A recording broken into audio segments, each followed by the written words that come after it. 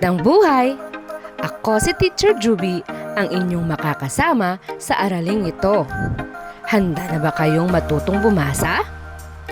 Tara, simulan na natin! Ito ang isang kwento. Halina't basahin natin. Ang pamagat ng ating kwento ay ang batang hindi sumusuko. Si Rosita ay hirap sa pagbasa. Pero si Rosita ay hindi sumusuko. Palagi siyang pumapasok. Lagi siyang nakikinig sa kanyang guro. Nagbabasa pa rin siya kahit nasa bahay na. Mahirap man at nakakapagod man ay hindi siya sumuko.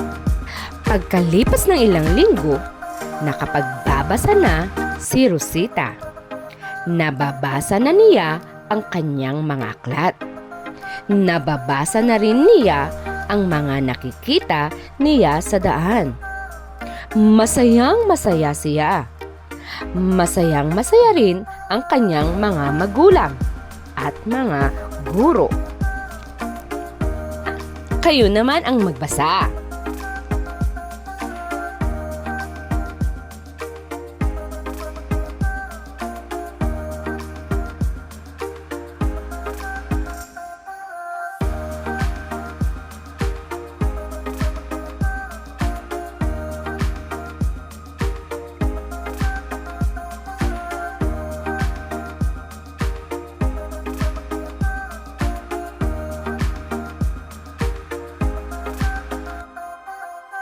Naman ay pag-usapan natin ang kwento. Sino ang batang hindi sumusuko? Magaling! Ang batang hindi sumusuko ay si Rosita. Ano naman ang naging pagsubok niya? Mahusay!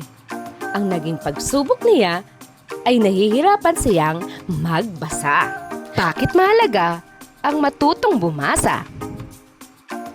Mahalaga ang matutong bumasa para matupad ang mga pangarap at mabasa ang gustong basahin.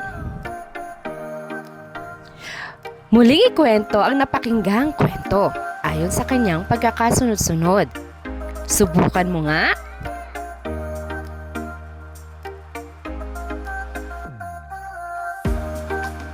Magaling!